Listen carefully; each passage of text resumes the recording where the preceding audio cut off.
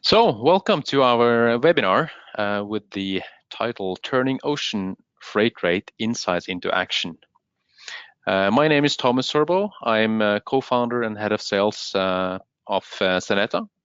And together with me, I have Florian Dustler. He's our head of sales in Americas and also the general manager. See here. The webinar will last for 25 minutes. We will have at the end of the webinar a Q&A of 5 minutes. And to chat with us, you can use the Q&A panel in the webinar application. So you can post questions there. And at the end of the webinar, we will go through them and answer them one by one. You can use headphones or speakers to listen to the audio, but all microphones are muted. You can also dial in using your phone.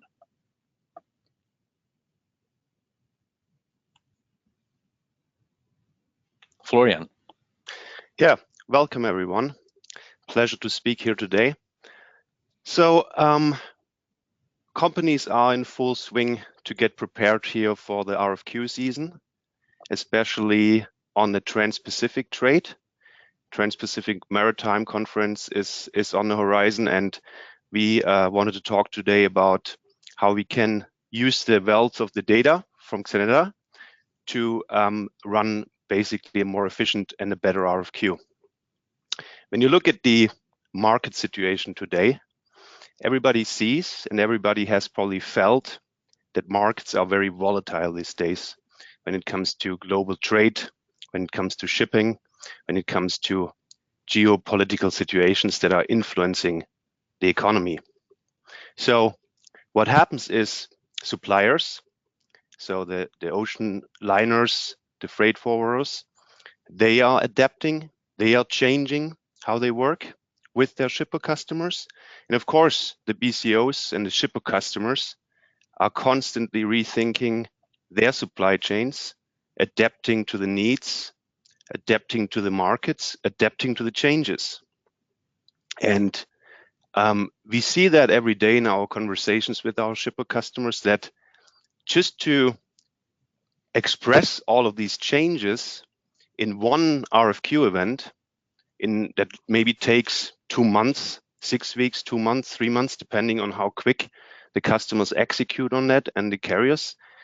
It's a very small amount of time to have a response to all of those changes, to respond to what's going on in the market. And we strongly believe, from what we see and from the conversations that we have with the participants in the supply chains, just to do this in a traditional RFQ just doesn't cut it anymore. It's not the response anymore to those changes, just to run the RFQ in a traditional way. And therefore today, Thomas and I want to talk about this. How can you respond better and smarter with the data from Xeneta in your RFQ process? So we're really looking forward to this discussion and to also your questions later on around the topic. Very excited to speak.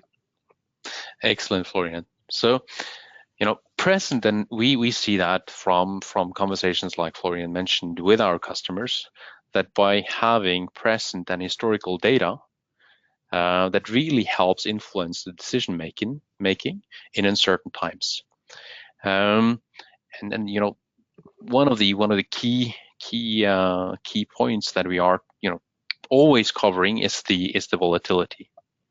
And is there better ways? Is there smarter ways to utilize data to make better decisions, and then to spend time on certain trade routes or certain lanes, instead of going out with a complete RFQ covering every single bits and piece of the supply chain. This is a chart, shows the development from Chinese main ports to North America West Coast. It's a screenshot straight from the platform, where you could see in the left corner China main port that would usually then cover the largest ports in China, Shanghai, Yantian, and so forth, to the largest ports on the west coast of the USA. On the left side, you'll have the US dollar amount from 1,500 to 2,500.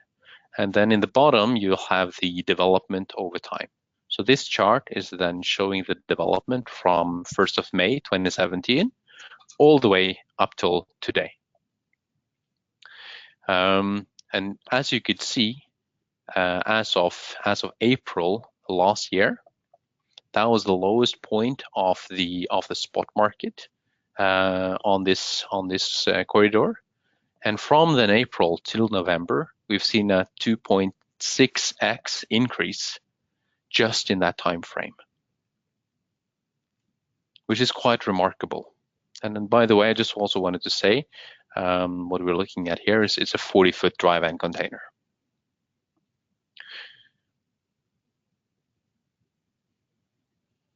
Next slide, next graph shows basically the same. So it's a 40-foot container, same time frame, but on this chart we show the development of long-term contract.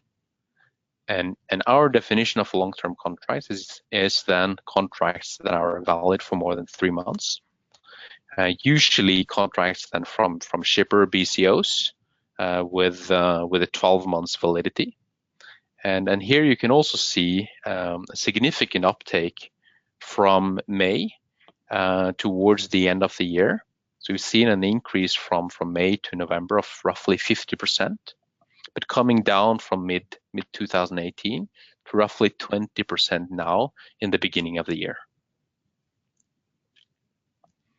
Any comments you'd like to make on this slide, this graph, Florian? Yeah, I mean, kind of referencing back to our initial opening statement. Why are we having this webinar and this discussion today about the volatility, right? So when we looked at that slide and the slide before on the spot market, it's quite remarkable, right? What has happened in the market within a very short amount of time, and more or less predicted by no one in the industry beforehand that this is going to happen. Talking about quite geopolitical influences that have triggered the market. If you look at the timeline when this happened, right? July, announcement of tariffs from the US government, and you see what the market has done with this and how the market has, if you will, digested this to this day. So no, that's again talking about the initial statement, very much expressed here on this graph. Perfect.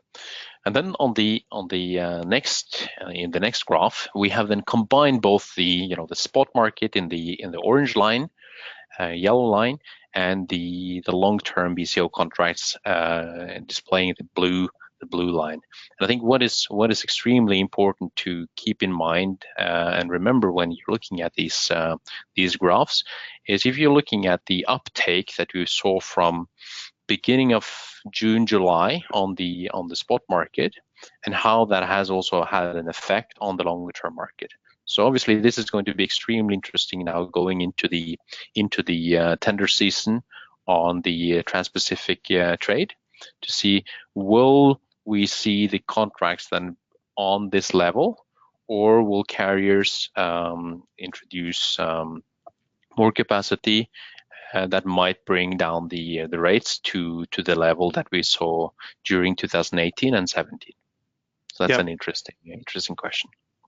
Exactly, and to add to that, it also is so important to mention that it's crucial that this data that we're seeing here is up to date and fresh, right? That these are very current developments, that are developments of our shipper customers and some of the freight forwarding customers we have that are happening right now when we look at this going forward rates that were negotiated on this blue line on long-term BCO market versus what's happening on the spot market, right? Those are not data that are outdated. It's very fresh, up-to-date, injected data into the Xeneta platform, which we believe is going to be the crucial difference for you going out to market with a really, really fresh picture here on what's going on.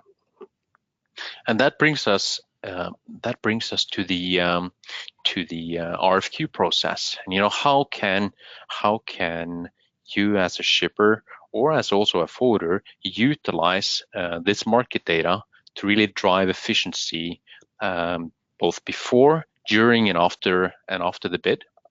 And that's where we see some really great benefits, and also there's quite big differences between how our customers are utilizing this data and what values I'd say the best in class shippers are able to extract from really taking advantage of fresh and up-to-date market information. So I'd like to start with the pre-RFQ before going to tender, where we see that everybody have to somehow set expectations with internal stakeholders, for example, like finance, in terms of what is the transportation budget for ocean freight going to be during the next contract period. I could hear that you had some points that you wanted to jump in with, Florian, so please go ahead. Yeah, no, this is a very crucial point, right? Again, coming back to the very initial statement we made, running into your RFQ process just for the sake of doing an RFQ is not the way we believe is best practice anymore. So it's extremely crucial that you go in, that the user of the data goes into Xeneta and informs yourself about how is my position going into the market right now, right? Taking the graph example that Thomas showed us just before, and imagine doing this for your main trades, for your most important volume trades, and for the markets where you see as your company from a BCO perspective your future growth potential, right? Talking about changes in your supply chain, and then you go in with the wealth of the data and information and assess the situation before you even trigger the button, so to speak, maybe in your bid tool to go out to market. You assess your risk, you scope what is it that you would like to achieve, where do you have maybe volume constraints, where do you see you want to achieve some pricing wins. So this is right, the preparation. This is like your own picture, creating your own picture before even, as I said, pushing the button, sending out a bid event. And that is only possible if you have the access to the most up-to-date data. Otherwise, you go into this process very uninformed, and it's set up for failure. Absolutely, and I think also a point to add when it comes to this is, when you have access to the market information and you see the development, for example, over the year from the last bid event you had, maybe the 12 months ago, and if you're happy with the supplier you're working with, either the forwarder or the carrier, it might also make sense to go into a negotiation or into a dialogue with that supplier to say, maybe there's no point issuing a tender if we can extend the rates that we agreed upon last year, because they're anyway aligned with the current market movements, and we haven't seen any big changes in terms of those rates. So that could also be a way to save time and also to build a closer partnership with the supplier. Yeah, absolutely. I think this is a point that that is sometimes underestimated, right? Using the data to even then make a decision, talk to your suppliers beforehand, and maybe your decision is it's not necessary to bid that part of your business out because what's happening in the market. But True. This segues us also into the next step here, and I think you wanted to start with that, Thomas. Yeah, so that's like you say. The next step is then the bid template, the population, gathering the data from different locations, from different maybe plants around the world, and then to really inform internal stakeholders about the process and how to go forward with the first round of the RFQ. Yep, and I think a point again not to be underestimated, right? So we come across this all the time, and we strongly believe we can facilitate this conversation much better with our data, which is sort of the eternal, I don't want to call it a fight or conflict between logistics and procurement, but with the data from Xeneta and with this really going informed into a bit with clear internal targets, it makes it much easier to communicate internally between procurement and logistics, between procurement and financial stakeholders in the company. It makes it much easier to then clearly communicate internal targets, financially, service, overall bid expectation, right? Which again is not always a given when we talk to our customers how they have done this in the past. Yeah, and also one thing that I can add to that is it's always this discussion about savings or cost avoidance, and I know that a lot of our current customers today obviously also have this discussion internally. So how can you prove that by applying best practice that you are doing a better job than the market and so forth? This is a discussion that always comes up during the bid season. Yep. That takes us into the RFQ round 2, where we really see a very, very solid use case also for utilizing benchmark data to set targets, inform the carriers or forwarders participating in the bid to guide them of what your expectations are, and also eventually where to walk away, or if there's wrong data in there to spot those things. We have also brought with us an example today.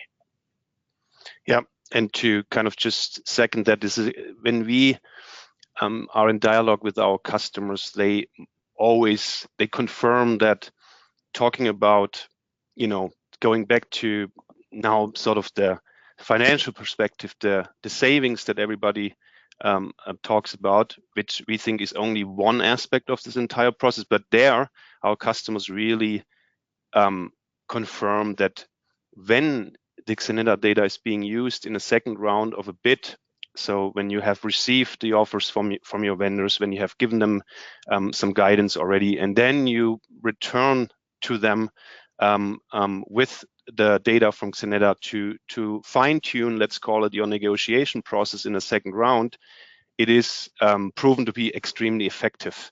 It helps both parties. It helps the shippers to achieve potential savings, but it also helps the suppliers to really know where their position in the market is, which sometimes is not always a given either. So, and we will see a really nice example that Thomas will take us through in a few minutes. Yeah, and then obviously the post RFQ, when it comes to win-loss analysis, when it comes to proving a solid output, we see great really good use cases by applying benchmarking data and market and up-to-date market intelligence for that internal reporting. But let's zoom in. Time is ticking fast here, so let's zoom in to the example that we brought with us. So what we're looking at here is the port pair from Hamburg to Shanghai. We are looking at a 40-foot container, and we're looking at a time frame, from back in 2015 all the way into 2017. So it's an older use case, but the point is still valid. On the left-hand side, you have the US dollar amount, so the all-in amount for the specific container. The brown line that you could see in the middle would be the old rate, so the rate from the previous RFQ, around $300 for that from Hamburg to Shanghai. Then imagine that you are now running your tender, and after the first round, you receive bids from carriers or freight forwarders. Those bids is, coming in at a higher level. Taking a step back and remembering the charts that we shown in the beginning of the webinar on the Asia or China main ports to US West Coast, an increasing market.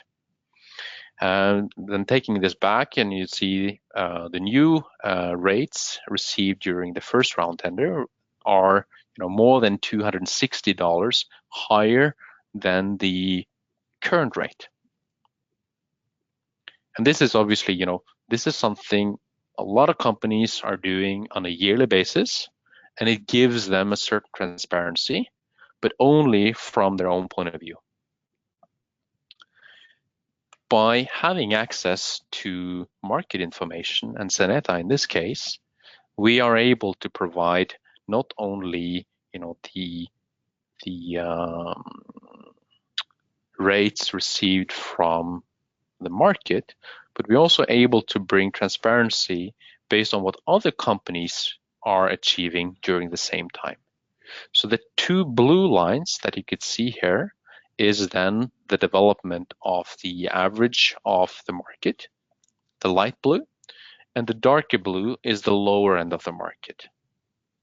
And this then gives a very, very nice overview about what is going on in the market today, and are the rates that I'm as a shipper receiving from my carriers or forwarders competitive?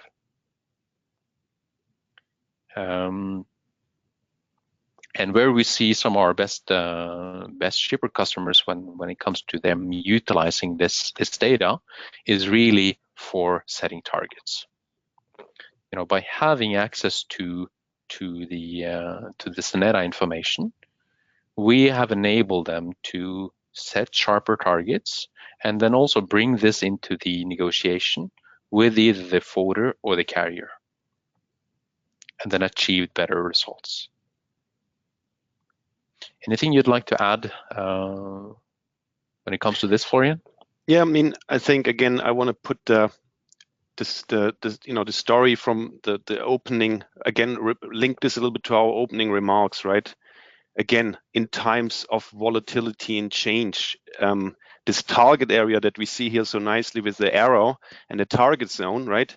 That is a moving target in a volatile market. And again, I can only then stress it again. You see it on the lines. You have to be able to hit that moving target with being able to access the most up-to-date data, and it's not possible without it. Excellent. Time is running very fast here. So to sum up, turning ocean freight rate insight into action, it's really about taking advantage of the data to drive the decision making. Transparency can really make a difference before, during, and after the tender. And also understanding the market that really doesn't stop after the RFQ. There's multiple use cases of how to utilize, up-to-date market information during the duration of the contract. And that brings us to questions. Excellent. And we have the first questions here coming in through the question portal. I will start with one which I think is important also to clarify for the audience. It's regarding some of the data graphs that we have shown. So one of the questions is, is fuel included in the rates that we have seen here on the graphs? Yes, fuel is always included in the graphs. Some of our larger BCO customers, they have a bunker floater, and this is then updated usually on a quarterly basis. But yes, fuel is included in the charts. Yeah, and then there's another question which again I think is very important to clarify for the audience. Is Xeneta also providing data for door-to-door moves, or are we focusing on the port side? So we are focusing on the port side, but when it comes to the North American market, we also cover the rail ramp network in the US, but we do not cover the door moves. Yeah, yeah, excellent. And I see quite a good amount of questions coming in that are regarding low sulfur fuel. And so forth, right? So if you want to touch upon it real quick, I know it's a topic that we could probably do an own webinar around. So let's maybe give a quick answer on that, if you can, Thomas. But yeah. So the low sulfur surcharge would, like the bunker surcharge today, be reflected in the updates, and this is a topic that we are following very closely in Xeneta. But a quick question to that is, going forward, you would see these surcharges also included in the graphs and in the application and the platform. Yeah. So a little bit going back, I think a lot of people are very interested in how our data setup is or how our data is set up. So one question here is, which is a great one, I think, for us as well, and again for the audience, can we predict rates? Is one of the questions here from the audience, or can we predict rates?